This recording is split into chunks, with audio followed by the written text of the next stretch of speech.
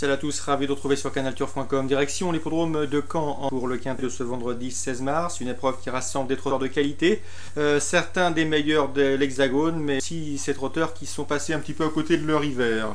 Ils seront 18 au départ de ce prix de Covicourt. Voici mon pronostic. J'ai placé en tête le numéro 1 Rock Mélois, on ne le présente plus, il s'est frotté au cœur.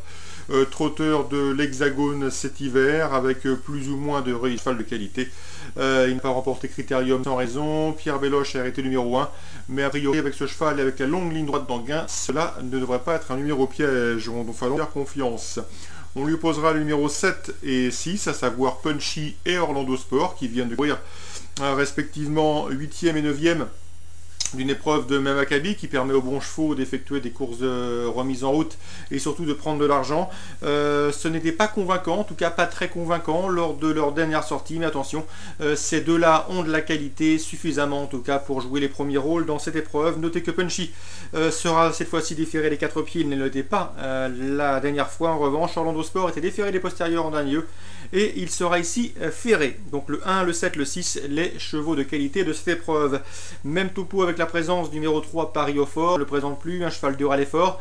Il se peut qu'il se retrouve pris de vitesse sur ce parcours de réduit, mais attention, il possède suffisamment de potentiel et de tenue pour revenir jouer les premiers rôles. Attention également à cette épreuve au numéro 16, Tonquin de Bellouet, qui a devancé Punchy et Orlando Sport lors de leur dernière station commune. C'est un signe de bonne forme, le cheval a bien couru ce jour-là, il sera déféré des 4 pieds. Confié à Tony Le Belair. Malgré son numéro en deuxième ligne derrière l'autostart, il mérite crédit. J'ai retenu également le numéro 8, Caro, cheval de qualité, qui tarde à retrouver ses meilleures sensations, mais il est sur la phase ascendante, mieux vaut donc s'en méfier.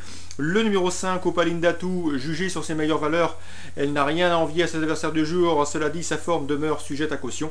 Et le numéro 13, Rebecca Jet, qui sait finir vite. Son driver va sans doute s'efforcer de courir planqué, battu, et avoir un bon déroulement de course, elle peut venir chercher une 4e, 5e place à belle cote. Résumé chiffré: As 7, 6, 13, 16, 8, 5 et 13. Concernant Caen, toujours en Réunion 1, sachez que dans la 8e, Cyril Rimbaud est confiant avec le 812 Viatka, son interview disponible Canal Turf Radio. Sachez que cette pouliche a débuté victorieusement et ce très facilement sur l'hippodrome de Laval. Le mois dernier, elle a gagné avec aisance. C'est une pouliche estimée au sein de l'écurie de Cyril Rimbaud. Sachez également qu'elle n'a pas trop les projections, mais que son driver va essayer de lui apprendre à courir derrière les autres. Elle a de la marge et a priori elle doit pouvoir confirmer. D'autant que corde à droite, ça n'a pas lui posé de problème, elle s'est qualifiée sur ce même hippodrome de Caen. Dans cette épreuve, attention également au 816 Vocalise de Trio, elle m'a bien plu pour sa rentrée dernièrement à Vincennes.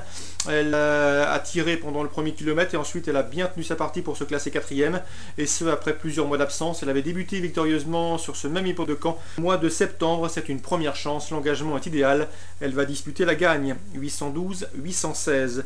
En Réunion 3 Cagnes, nous aurons les coupes des 3 et 4 ans.